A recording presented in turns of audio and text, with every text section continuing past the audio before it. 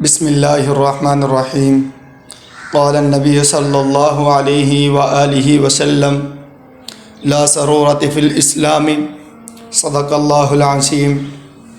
اس حدیث مبارکہ میں آپ علیہ الصلاۃ والسلام نے ارشاد فرمایا اسلام میں رہبانیت نہیں ہے، یعنی کہ رشتوں کو توڑنا، ایک دوستی کو توڑنا، ایک ناطے کو توڑنا، یہ اسلام میں نہیں ہے۔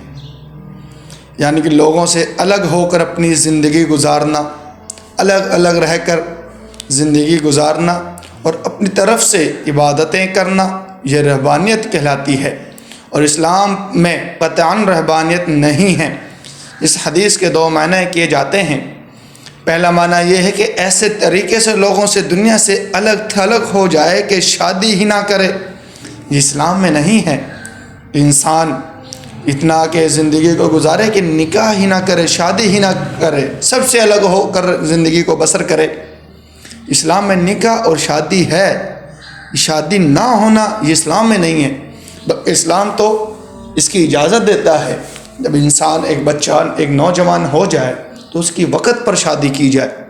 اسلام تو اس پر زور دیتا ہے، یہ نہیں ہے کہ ایک انسان ہے وہ کسی سے بول چال بھی نہیں رکھتا، رشتہ ناتا توڑتا ہے اور شادی وغیرہ بھی نہیں کرتا، بلکہ اسلام تو اس بات پر زور دیتا ہے کہ پڑوسیوں کے حقوق، رشتہ داروں کے حقوق، والدین، بڑے بہن بھائیوں کے حقوق، چھوٹوں پر شفقت، بڑوں کا ادب۔ آپ علیہ الصلوۃ والسلام کی حدیث مبارکہ جو بڑوں کا ادب نہیں کرتا اور چھوٹوں پر شفقت نہیں کرتا وہ ہم میں سے نہیں ہے، کہ ایک انسان وہ رشتے توڑ رہا ہے۔ آپ علیہ الصلوۃ والسلام کی احادیث مبارکہ سے ثابت ہوتا ہے کہ انسان تعلق کو نہ توڑے، تعلق کو جوڑے، اگر کہیں ٹوٹ بھی رہا ہو وہاں بھی تعلق کو جوڑ کے رکھے۔ اور دوسرا معنی یہ ہے کہ حج ہے، ایک انسان حج نہیں کر رہا، اس کو چھوڑ رہا ہے، کیونکہ میں حج کروں گا، میں تو عبادت کرتا ہوں، میں تو دنیا سے الگ تھلگ ہو کر رہوں گا۔ جیسا کہ میں حج پر جا رہا ہوں لیکن لوگوں کے حقوق کھا رہا ہے، لوگوں کے مال کھا رہا ہے، یتیموں کا مال کھا رہا ہے، یہ شریعت میں نہیں ہے۔ حج کا الگ ثواب ہے، وہ اپنے وجود پر ہے، لیکن کسی کا مال کھانا، کسی کا حق کھا جانا، یتیم کا مال کھا جانا، شریعت اس کا حکم نہیں دیتی۔ یہ نہیں ہے کہ کسی کا مال کھایا ہو اور اللہ سے معافی مانگے، بلکہ اللہ تبارک و تعالیٰ فرمائیں گے کہ پہلے اس شخص سے معافی مانگو جس کا تو نے مال کھایا ہے، وہ معاف کرے گا تو اللہ تبارک و تعالیٰ بھی معاف کر دے گا۔ اس لیے تو علماء کرام فرماتے ہیں جیسا کہ حقوق اللہ اور حقوق العباد ہیں، ایک حقوق اللہ کے حقوق ہیں اور ایک لوگوں کے حقوق ہیں، اور اللہ کے حقوق کیا ہیں؟ نماز ہے، حج ہے، زکوٰۃ ہے، یہ اللہ کے حقوق۔ اور لوگوں کے حقوق کیا ہیں؟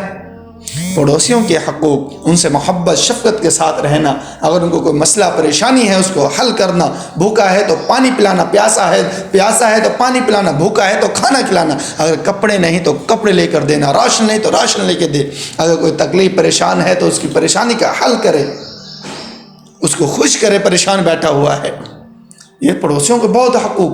اگر کچھ پکایا ہے تو تھوڑا سا زیادہ پکا کر اس کو بھی بھیج دے، کچھ پھل خریدا ہے تو ان کے لیے بھی تھوڑا سا خرید لے۔ آپ علیہ الصلوۃ والسلام کی زندگی تو معاشرت کو جوڑتی ہے، توڑنے والی زندگی نہیں ہے، جوڑنے والی زندگی ہے۔ یہ توڑنا رحمان والا وہ نہیں ہے، بلکہ شیطان والا طریقہ ہے۔ رحمان والی صفتیں نہیں، شیطان والی صفتیں ہیں۔ حدیث میں، کتابوں میں تو آتا ہے کہ انسان رشتوں کو جوڑے، توڑے نہ، جوڑ کر رکھے اور محبت کے ساتھ۔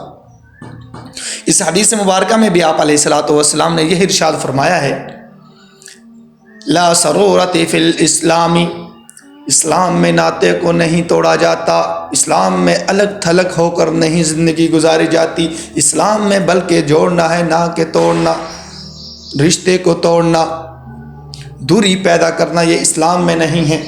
نہ اسلام اس کی دعوت دیتا ہے، نہ اسلام اس کا حکم دیتا ہے، بلکہ اسلام تو حکم دیتا ہے رشتوں کو جوڑا جائے، اس میں محبت پیدا کرتا ہے۔